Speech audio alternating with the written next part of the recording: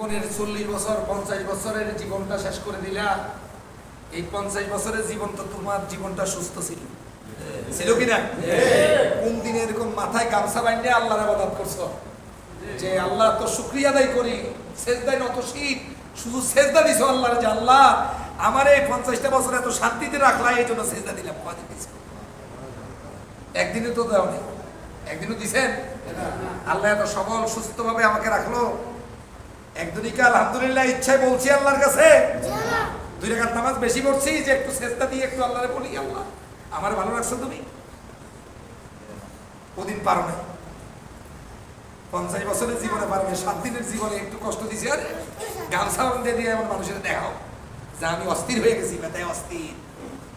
কিন্তু এত সুদীর্ঘ লম্বা একটা সময় আল্লাহ তোমার সুস্থ রাখলো, সেটার জন্য তো কিছু করেনি। করছি নাকি? করছি না।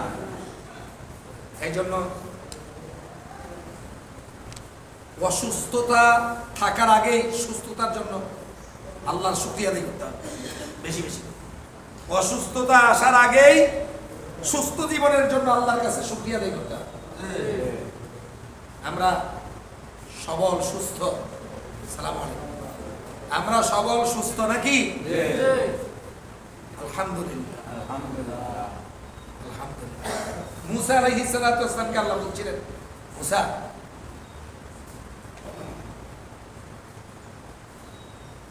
আমার কাছে তোমার জীবনের সবচেয়ে বড় আবেগ দিয়ে আমার কাছে তুমি কি চাইতে?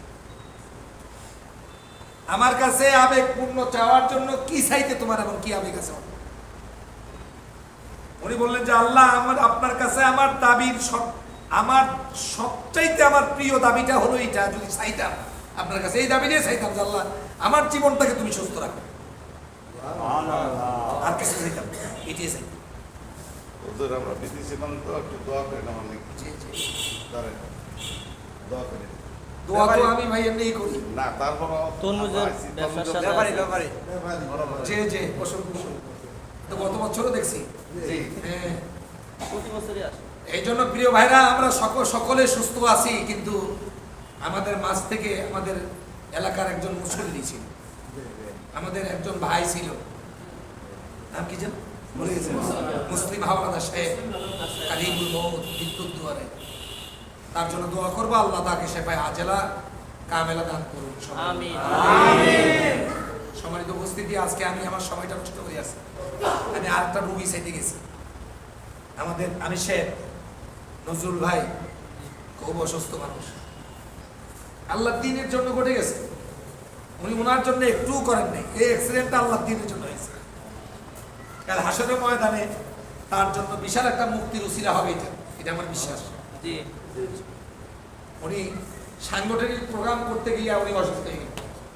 কেমন অসুস্থ হয়েছে হবে একটা হিসাব নিয়েছি, প্রায় 8 লক্ষ টাকার মতো দিয়েছে। কত লাখ?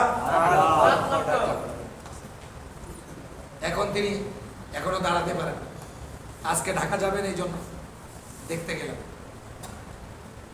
এক মুমিনের আরেক মুমিনের জন্য হক হলো 6টা।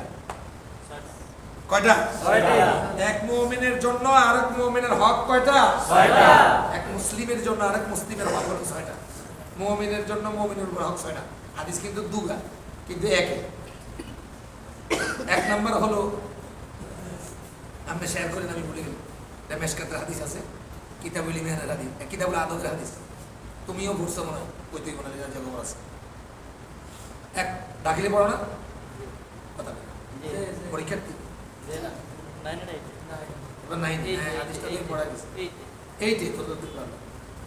এক মুমিনের উপর আরেক মুমিনের হক 6টা। কয়টা? 6টা। 1 নম্বর হক,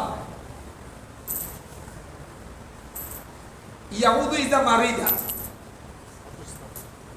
প্রথম হকটাই হলো ইয়াউদু ইজা মারিদা, যদি সে অসুস্থ হবে, এই অসুস্থ ব্যক্তিকে দেখাশোনা করবে, অসুস্থ ব্যক্তিকে দেখাশোনা করবে।